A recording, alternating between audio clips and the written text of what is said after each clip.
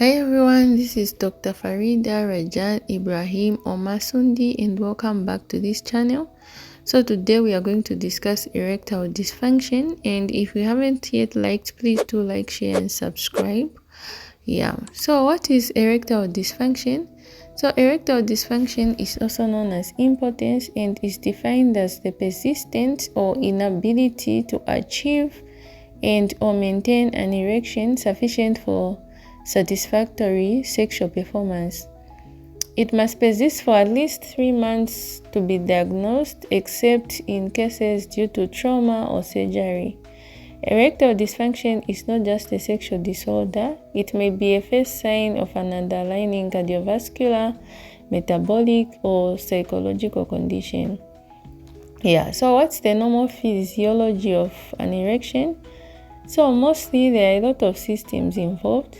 So first, the nervous system, where the sexual stimulation will trigger signals from the brain and spinal cord to the penis, and then afterwards nitric oxide is released, causing relaxation of penile blood vessels and increased blood flow to the corpora cavernosa.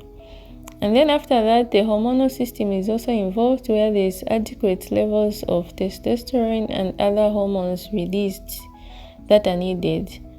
And then we also need the psychological state where emotions, mood, and the relationship status will play a role. And for muscular and venous mechanisms, so the muscles trap the blood in the penis to sustain the erection. So what are the signs and symptoms of erectile dysfunction? So the main symptoms will include things such as difficulty achieving an erection despite sexual satisfaction, inability to maintain an erection long enough for satisfactory intercourse, reduced firmness of erections, loss of erection during penetration, reduced sexual desire or libido, especially if testosterone is low or there are psychological issues. And there are also associated symptoms such as fatigue, decreased muscle mass or gynecomastia, loss of body or facial hair, depressed mood, irritability or anxiety, lack of morning erections, ejaculatory dysfunction, where there is premature or delayed ejaculation, and just low self-esteem or relationship distress. So what are the common causes of erectile dysfunction? So the causes, I'll divide them, and starting with physical causes. So for vascular physical causes, we have things such as atherosclerosis, hypertension. For neurological causes, you can have things such as diabetic neuropathy, multiple sclerosis, and spinal cord injury. For hormonal causes, you can have things such as low testosterone, high prolactin, and thyroid dysfunction. Metabolic causes, you have things such as type 2 diabetes mellitus or dyslipidemia.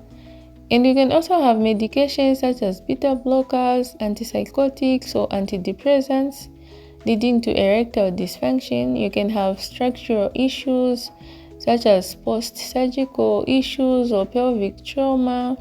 You can also have psychogenic causes such as depression, anxiety, performance anxiety, guilt, relationship stress, or unresolved conflicts leading to erectile dysfunction. And sometimes it can also be due to lifestyle and environmental factors such as smoking, alcohol overuse, which can alter nerve and hormonal functions, substance abuse such as cocaine or cannabis, obesity, sedentary lifestyle, or sleep disorders such as sleep apnea leading to erectile dysfunction. So what's the diagnostic criteria?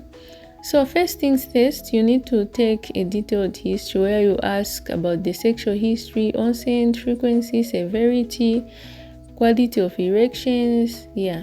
and also medical history such as diabetes, hypertension, cardiovascular disease, surgeries, and medications, because we know that those are some of the things that can also cause ED. Sometimes psychological assessments also, you need to assess psychologically for the mood, stress, anxiety, and relationship status of the patient. Yeah.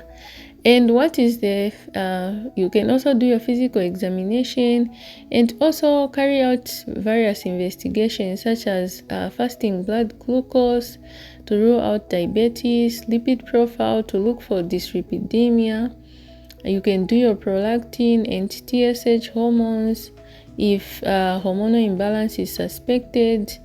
Yeah. You can do your full blood counts and all other investigations.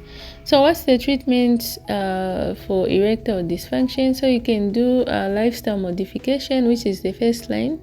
Encourage regular exercise, weight loss, smoking cessation and alcohol cessation, a healthy diet, reduce stress and improve sleep. Yeah, there are also various medications that you can prescribe, such as sildenafil, tadalafil, and all other medications. Yeah, can also do hormonal therapy if testosterone for instance, testosterone replacement if proven low. You can do all those other preventive measures where you control conditions like diabetes, hypertension, you maintain a healthy lifestyle, you exercise regularly, you eat a balanced diet, you avoid smoking, alcohol, and drugs. Yeah, and seek medical help and interventions. So that's just a brief discussion on erectile dysfunction. See you in the next video. Thank you.